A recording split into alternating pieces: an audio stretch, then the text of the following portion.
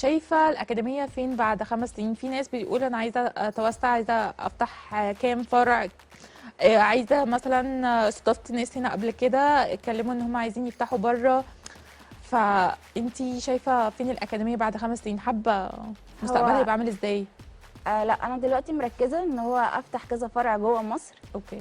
علشان بره هي معروفه اكتر من هنا بكتير. هي امم. مشكلتنا في مصر ان العدد قليل قوي. امم. هي ما ابتدتش اساسا الكوره تتعرف غير امم. السنه دي لما الاهلي والزمالك ابتدوا يشاركوا في الدوري. ده حقيقي. فعايزه افتح كذا فرع جوه مصر. امم. وحتى يعني في ناس بتكلمنا امم. بتقول لنا طب معلش، هو انا مش المكان بعيد قوي عني، مفيش فرع قريب مني. امم. ففي بنات كتير عايزه، بس هو امم. للاسف مفيش اكاديميات كتير. امم.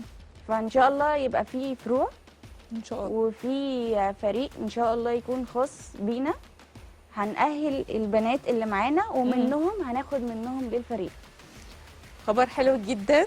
ماشي، وحابة في آخر الحلقة أعرف رأيك في الكرة النسائية في الوقت الحالي. انتي يعني قلتي لي رأيك قبل الحلقة، فحابة اسمعه مرة تانية. يعني هي في الوقت الحالي بقت افضل شويه، اوكي. لكن مثلا لو من 3 4 سنين لا، كان الموضوع صعب قوي، صعب صعب. بس دلوقتي يعني نقدر نقول كويسه، اوكي. بس محتاجه طبعا اهتمام اكتر كتير جدا. مم. محتاجين اهتمام من اول المدربين، يبقوا بيعرفوا يمرنوا كويس، واخدين دورات تدريبيه فعلا مفيده. مم. الملاعب ما يبقاش الشكل بتاع الملاعب اللي موجود دلوقتي. مم. اكيد البنات اللي بتلعب كرة فاهمه انا بتكلم عن ايه بالظبط.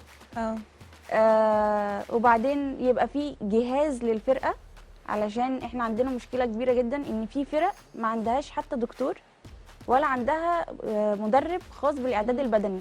يعني كل واحد بيبقى هو اجتهاد ذاتي من نفسه، اللي هو انا هروح اتمرن مع كوتش مثلا كذا اعداد بدني بس. فتلاقي في فروقات ما بين اللعيبه، مش كلهم زي بعض. مم. فدي برضو مشكله كبيره قوي.